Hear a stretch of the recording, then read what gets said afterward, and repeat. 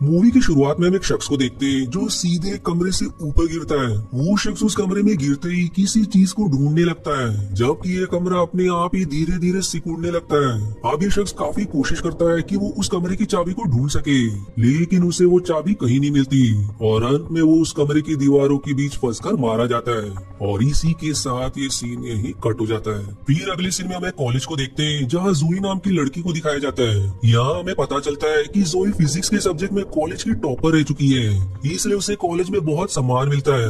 आगे हम जेसन को देखते हैं, जो एक स्टॉक मार्केट ट्रेडर होता है, क्योंकि उसे अपनी जिंदगी में रिस्क लेना पसंद होता है। फिर हम तीसरे शख्स को देखते हैं, जिसका नाम बेन होता है, और ये वही शख्स है जो हमें मूवी की शुरुआत के कमरे में दिखाया गया था। जिसके बाद इन तीनों को एक क्यूब मिलता है, जो उस पे लिखे सवालों को सॉल्व करने पे ही खुलेगा। इसलिए वो तीनों उस क्यूब को खोलने में लग जाते हैं, जिसमें वो कामयाब भी होते हैं। और फिर उन्हें उन क्यूब में से एक लेटर मिलता है, जिसके हिसाब से अगर वो उनके दिए गेम को जीत लेते हैं तो उन्हें $10,000 इनाम के तौर पर मिलेंगे। अब ये पढ़ने के बाद उन सब के मन में पैसों को लेकर लालच आ जाता है और तीनों उस गेम को खेलने के लिए तैयार हो जाते हैं। वही हम अगले दिन बेन को देखते हैं, जो उस जगह पर पहुंच गया होता है और उसे वहाँ एक महिला मिलती है, जिसका नाम अमांडा होता है। दरअसल अमांडा को भी उन सब की तरह क्यूब मिला था।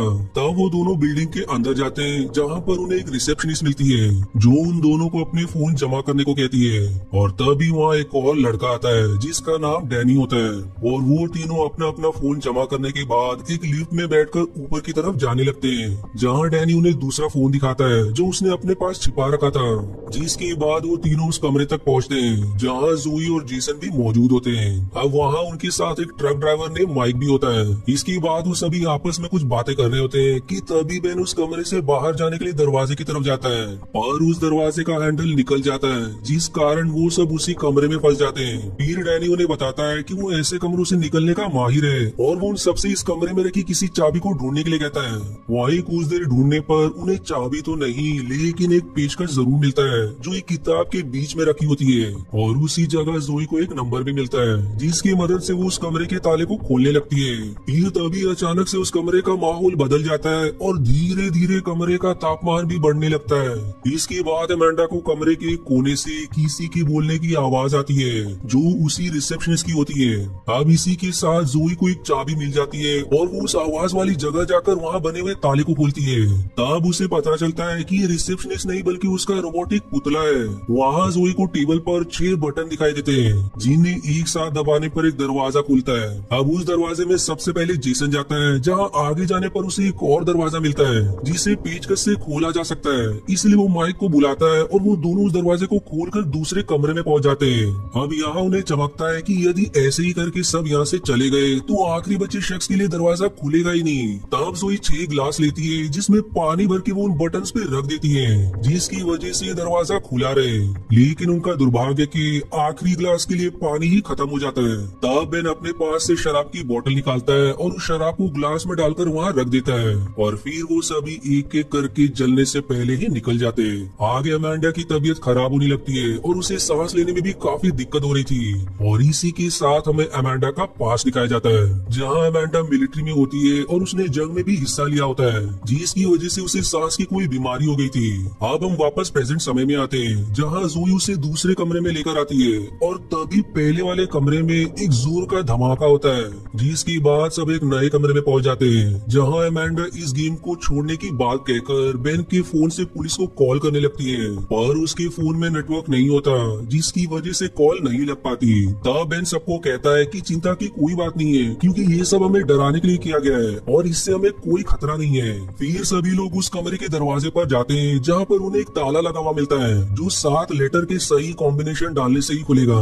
फिर तभी बेन की नजर दीवार पर लगे एक पोस्टर पर जाती है, जिसमें लिखा होता है कि you will go down in history. अब ये पढ़कर उन्हें कुछ समझ नहीं आता, जिसके बाद हमें माइक का पास दिखाया जाता है, जहाँ माइक ने एक बार शराब के नशे में अपनी गाड़ी का दुर्घटना कर दिया था, जिसमें उसकी 4 दोस्तों की मौत हो गई थी। फिर हम प्रेजेंट समय में जाते हैं, जहाँ माइक की नजर दीवार पर लगी 7 हिरन की सिर पर पड़ती है, जिनके ऊपर 7 लेटर्स लिखे होते हैं, जिसकी मदद से वो इस दरवाजे को भी बड़ी आसानी से खोल देते हैं। अब जैसे ही वो सब नए कमरे में पहुंचते हैं, उन्हें लगने लगता है कि वो बाहर आ चुके हैं, लेकिन ये सिर्फ एक इल्यूजन होता है। और जैसी डैनी वहाँ की दीवारों को छूता है, तो उस कमरे में ठंडी हवाएं चलना शुरू हो जाती है। अब वहाँ उन्हें एक जैकेट मिलती है। इससे वो सब ये तय करते हैं कि थोड़ी थोड़ी देर में इस जैकेट को एक दूसरे को देते रहेंगे, जिससे उन्हें काफी मदद मिलेगी इस ठंड में सर्वाइव करने के लिए। इसके बाद माइक को मछली पकड़ने वाली एक रॉड मिलती है और अमेंडा को एक चुंबक, जबकि जेसन सबको एक गड्ढा दिखाता है, जिस पर फिर जेसन उस रॉड में चुंबक को लगाकर गड्ढे में डालता है कि शायद उसे चाबी मिल जाए। और फिर तभी डैनी का पैर फिसलने से वो बर्फ को तोड़ते हुए पानी में जा गिरता है और फिर भयंकर ठंड की वजह से उसकी मौत हो जाती है।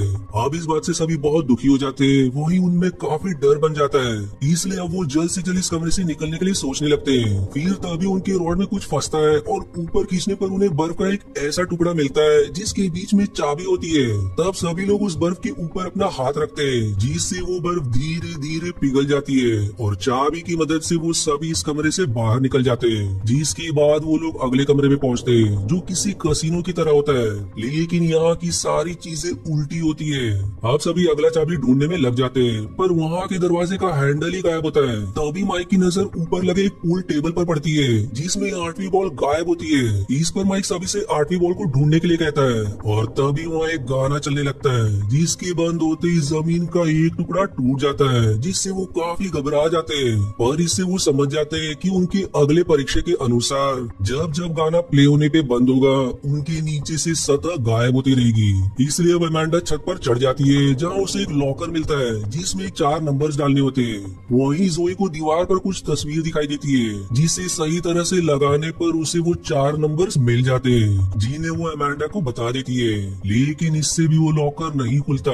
अब इसके बाद जोई उस नंबर को उल्टा डालने के लिए कहती है, क्योंकि पूरा कमरा भी उल्टा ही है, और ऐसा करते ही वो लॉकर खुल जाता है, जिस लॉकर से 8वीं बॉल मिल जाती है, जो उस दरवाजे का हैंडल होता है। पर अब तक पूरी जमीन टूट चुकी होती है और केवल एक ही हिस्सा बचता है, जिस पर अमेंडा किसी तरह लटके हुए दूसरी तरफ पहुंचती है। लेकिन दुर्भाग्य से उसका हाथ फिसल जाता है और वो उस जमीन के टुकड़े पर जा गिरती है, जहाँ वो जेसन को बॉल देकर जैसे इस टुकड़े पर से निकलने वाली होती है कि वो हिस्सा भी टूट जाता है, जिससे अमेंडा उसी गड्ढे में जा गिरती है, जिससे उसकी वहीं मौत हो जाती है और ऐसे ही एक और एलिमिनेट हो जाता है। अब इसके बाद बाकी लोग उस दरवाजे को खोलकर दूसरे कमरे तक पहुंच जाते हैं, जो किसी हॉस्पिटल की तरह होता है। अब वहाँ उन्हें सबके नाम के फाइल्स मिलते हैं, जिन्हें वो लोग पढ़ने लगते हैं, जिसे पढ़कर उन्हें एक दूसरे के बारे में पता चल जाता है। जैसे कि जेसन जब अपने दोस्त के साथ समुद्र में घूमने के लिए गया था, तो उसकी नाव पलट गई थी, जिसमें उसके दोस्त की मृत्यु हो गई,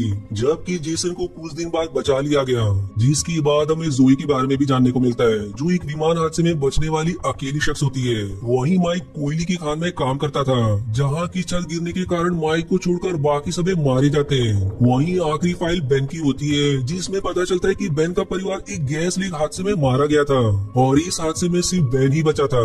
जिसके बाद सभी इस कमरे से बाहर निकलने के लिए दरवाजा ढूंढने लगते हैं, जहाँ फिर उन्हें कुछ रेस दिखती है, जिन्हें देखकर माइक एक मशीन के बारे में बताता है, जो दिल की धड़कन को कम या ज्यादा कर सकती है। अब इससे उन्हें समझ जाता है कि इस टेस्ट में अगला दरवाजा खोलने के लिए किसी एक को अपनी धड़कनें उस मशीन की मदद से कम रखनी है, जो होने पर ही अगला दरवाजा खुल पाएगा। इसलिए पहले जेसन उस मशीन को बेन पर इस्तेमाल करता है, लेकिन इससे कुछ भी नहीं होता। फिर वो माइक के ऊपर उस मशीन को इस्तेमाल करता है, जहाँ इस बार वो पावर को ज्यादा कर देता है, जिससे कि बेन की वही मौत हो जाती है। अब ये देखकर जोई गुस्से में वहाँ लगे हुए कैमरा को तोड़ने लगती है, जबकि इस तरफ जेसन उस मशीन की पावर को कम करके खुद पर इस्तेमाल करता है, जिसकी मदद से अंत में दरवाजा खुल जाता है और तभी पूरे कमरे में जहरीली गैस फैलने लगती है, जिससे बचने के लिए जेसन और बेन बाहर निकल आते हैं, पर जोई अंदर ही बेहोश हो जाती है। वहीं इस तरफ नया कमरा थोड़ा अजीब ही होता है, जहाँ हर एक चीज ब्लैक एंड व्हाइट होती है और उन्हें जमीन पर एक दरवाजा भी मिलता है।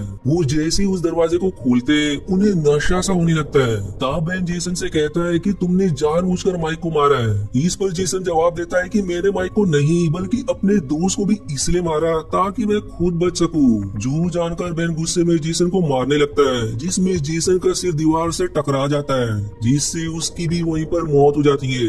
अब बेन इस कमरे से निकलकर उस कमरे तक जा पहुंचता है जिसे हमने मूवी की शुरुआत में देखा था, जबकि इस तरफ जोई उस गैस हमले में बच जाती है। और जब 2 लोग कमरे को साफ करने के लिए वहाँ थे, तो जोई उन्हें मारकर उनकी बंदूकें ले लेती है और फिर तुरंत वहाँ से बाहर निकल जाती है। इधर बेन भी एक ढाल की मदद से खुद को दीवारों के बीच में पिसने से बचा लेता है और एक छोटे से दरवाजे की मदद से बाहर निकल जाता है। और अब बेन सारे कमरों को पार करते हुए बाहर निकल आता है, जहाँ उसे इस गेम को कंट्रोल करने वाला मास्टरमाइंड दिखाई देता है। तब बेन उससे इस गेम के पीछे का मकसद पूछता है, जिस पर मास्टरमाइंड बताता है कि दुनिया के बहुत से अमीर लोगों को ये खेल देखने में काफी मजा आता है, इसीलिए वो इसे ऑर्गेनाइज करवाते हैं। जो सुनकर बेन का माथा सनक जाता है, पर वो खुद को शांत करते हुए मास्टरमाइंड से पैसों के बारे में पूछता है, क्योंकि उसके हिसाब से वो इस गेम का आखिरी सर्वाइवर है। इस पर फिर मास्टरमाइंड बेन के ऊपर हमला कर देता है और तभी पीछे से ज़ोई वहाँ आ जाती है, जो मास्टरमाइंड पर गोली चला देती है, जिससे वो किसी तरह बच जाता है और अब वो ज़ोई को मारने लगता है। लेकिन बेन मास्टरमाइंड के सिर में गोली मारकर उसका काम तमाम कर देता है, जिसके बाद वो दोनों वहाँ से निकलकर पुलिस के पास पहुँच जाते हैं और उन्हें इस गेम के बारे में सब बता देते हैं। लेकिन पुलिस के पहुँचने तक वो जगह पूरी तरह से खाली मिलती है, पर उन्हें दीवार पर वू-टैंग लिखा हुआ मिलता है, जो कि इस गेम का असली मास्टरमाइंड होता है। अब इसके बाद ये सीन सीधे 6 महीने आगे मुड़ जाती है, जहाँ ज़ोई और बेन फिर से एक बार मिलते हैं। फिर ज़ोई उसे बताती है कि वो अब भी वू-टैंग को फॉलो कर रही है, जिसमें उससे मैनहट्टन की एक बिल्डिंग के बारे में पता चलता है, जिसके अंदर अगला गेम होने वाला है।